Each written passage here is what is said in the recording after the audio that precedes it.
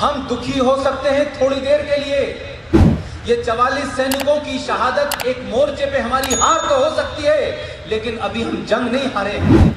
मोर्चा हारा हो सकता है लेकिन जंग नहीं हारे हैं। लिहाजा मेरा मानना है शोक सभा मनाएं, लेकिन इस बात की भी आपको खुशी होनी चाहिए कि जिन घरों में लाशें गई हैं, जिनके बच्चे इसमें मारे गए हैं, जिन्होंने मारा है वो बहादुर लोग नहीं थे।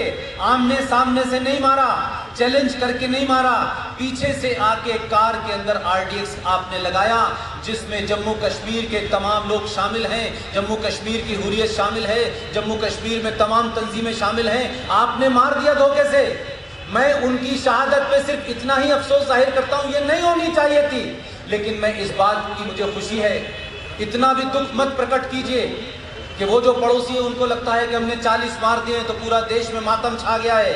ये सभा मातम बुलाने के लिए नहीं है, ये सभा इसलिए है कि पूरे देश में पूरी फौज को ये मैसेज जाए कि आपको उन 40 लोगों के खोने का गुस्सा है, अफसोस नहीं है, और हम 4000 भी खो देंगे लेकिन इस बार आर पार करके। लिहाजा आप इस शोक सभाओं से दुख का संकेत मत दीजिए, इस शोक सभा से गम का संदेश मत दीजिए कि आप बहुत दुखी हैं। दुख है, हमारे घर में मौत हुई है, लेकिन हमारे घर में ये आखिरी मौत नहीं है। हमारे घर में ऐसी कई मौतें होंगी, लेकिन हम हौसला नहीं खोएंगे। ये मैसेज जाना चाहिए, जिससे कि पाकिस्तान हो, अफगानिस्तान हो और 57 वो देश हों जो इस्लाम के नाम पे चल रहे हैं, वो बताएं कि हिंदुस्तान में तो हिंदू हैं, आरएसएस है, बीजेपी है, यहाँ तो बहुत सारी बातें कही जा रही हैं, लेकिन उन 57 देशों में जहाँ इस्लामिक मुल्क है, कोई एक मुल्क बता दे जिसके अंदर शांति हो। उस शांति न होने का कारण यह है कि जब आपने किताब में लिखा ही उल्टा है तो लोग कर वही रहे हैं, जब वो कर रहे हैं तो इस्लाम के हिसाब से कर रहे हैं। इसलिए मक्का के इमाम का स्टेटमेंट आपको बताता हूँ। मक्का का इमाम ये कहता है कि आईएस जो आतंकी अंतर्राष्ट्रीय संगठन है, जिसका काले रंग का एक झंडा है, उस काले झंडे के ऊपर क्या लिखा हुआ है? उसके ऊपर लिखा हुआ है ला इलाहा इल्लल्लाह, और सर्किल में लिखा हुआ है अल्लाह, रसूल और मोहम्मद। जिस तंजीम का, जिस संगठन का झंडा जो है कुरान शरीफ के पहले कलमा लिखा हुआ हो, इस्लामिक मुल्क के लोग उसको दिखाते हों, उसके ज़ेरे क़यादत में कत्ल गारत करते हों, कश्मीर में उस झंडे को लेकर के लड़ाई लड़ी जा रही हो, तो आप ये कहेंगे कि ये भटके हुए लोग हैं?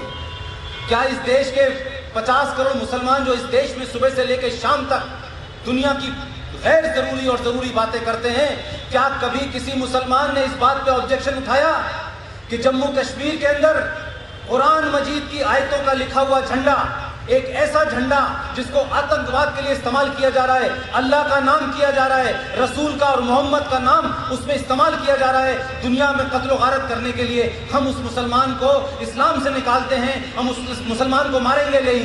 ये चुप्पी पूरे हिंदुस्तान के अंदर कश्मीर में जो आतंकवाद इस्लाम के नाम पर रख रहा है, ये उनको समर्थन देने की बात है। ये साइलेंट आपकी अप्रोच है उनके साथ में। क्या वजह है कि अगर डेनमार्क के अंदर कोई कार्टून बना देता है मोहम्मद साहब का, तो हिंदुस्तान में आग लगने लगती है कि मोहम्मद साहब की शान में गुस्ताखी हो गई है? मैं भी मानता हूं कि मोहम्मद साहब की शान में गुस्ताखी नहीं होनी चाहिए, वो किसी के पैगंबर हो सकते हैं, लेकिन इन्हीं मुसलमानों से कहता हूं जो सुबह से लेकर शाम तक इस्लाम इस्लाम इस्लाम में ये कर दिया, इस्लाम में ऐसा कर दिया, हमारा ये हो गया, हमारा वो छूट गया। ये मुसलमान पूरे हिंदुस्तान के मुसलमानों की मैं ये गंगा जमुना तहजीब, ये भाईचारा उस दिन मानूंगा जिस दिन वो ये कहेंगे कि हिंदुस्तान के अंदर कश्मीर हो, मालदा हो, जो भी अल्लाह, मोहम्मद और रसूल का नाम लेकर के कत्ल गारत करेगा, हम उसका कत्ल कर देंगे। लेकिन ये नहीं कहेंगे, ये नहीं कहा जाएगा। इसलिए मैं कह रहा हूं कि आप ये जो हमला है किसने किया है?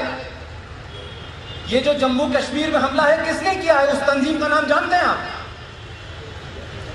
जैश-ए-मोहम्मद।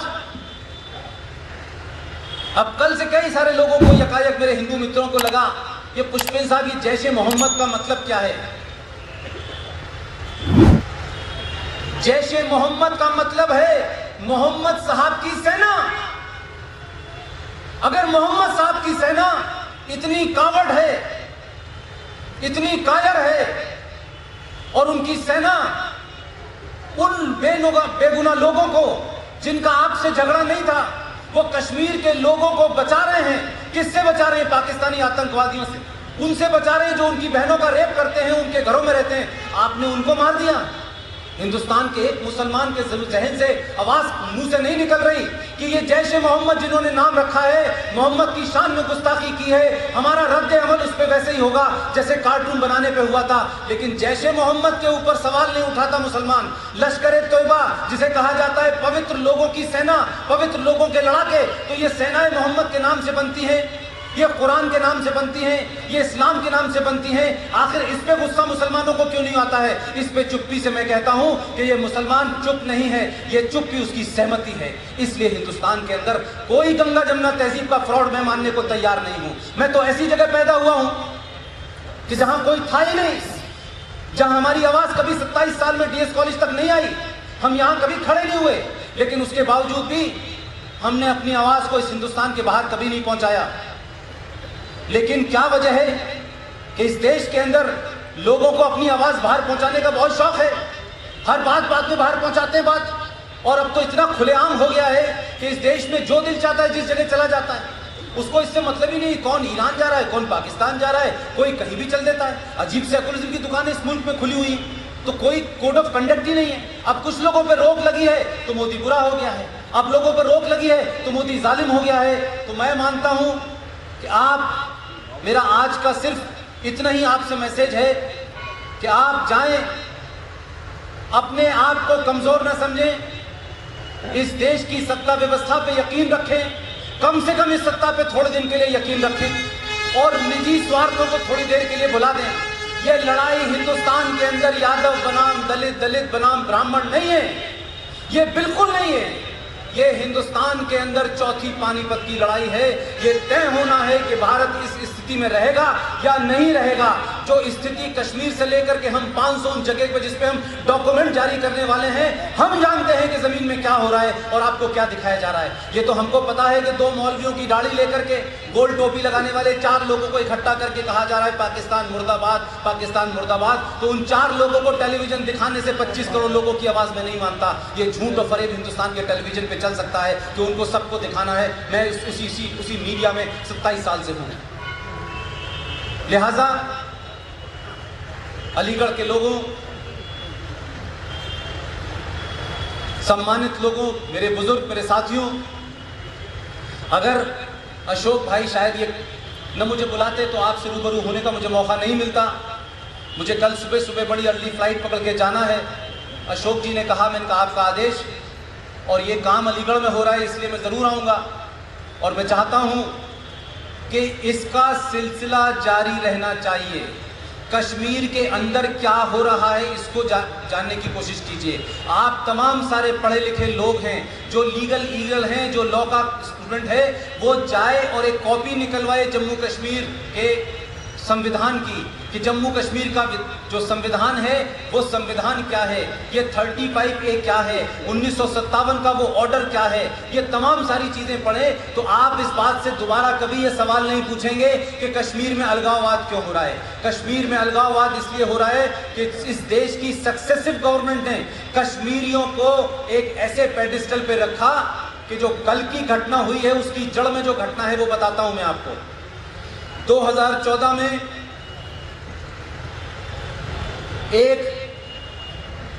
दो लड़के कार में बैठ करके इसी तरह बैरियर तोड़ते हुए आगे निकल गए।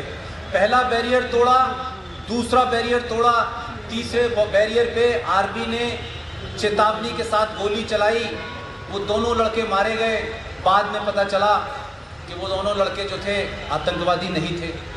लेकिन कमाल की बात देखिए, जो राज हर सेकंड हर घड़ी आतंकवाद से लड़ रहा हो, विदेशी आतंकवाद से लड़ रहा हो, इंटरनल आतंकवाद से लड़ रहा हो, वहां सेना को तमाम चीजों का रेस्ट्रिक्शन भी हो, उस जगह पे उस लड़के को मारने की वजह से आपके 9 सैनिकों पे मुकदमा चला।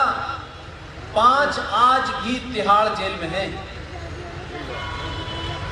ये मुझे कोई बताएगा कि जब सेना के लोगों को आपके अपने ही देश के लोग मारते हैं, उनमें से कितने लोगों को आपने सजाए मौत दी और वो तिहाड़ में सड़ रहे हैं। इसलिए उस घटना के कारण जब इस ट्रक ने पहला बैरियर तोड़ा, दूसरा बैरियर तोड़ा, तो आपने वहां की पुलिस को, वहां की व्यवस्था को इतना पंगु कर दिया कि उन्होंने रोका नहीं और तीसरे बैरियर पे जाकर के उसने सीआरपीएफ की बस में वो कार को धमाका दिया और ये हो गया। लेकिन यही महबूबा मुफ्ती 10 दिन पहले कह रही थी कि जिस तरीके से पुलिस जुल्म ढा रही है, आर्मी जुल्म ढा रही है, हम इसको बर्दाश्त नहीं करेंगे।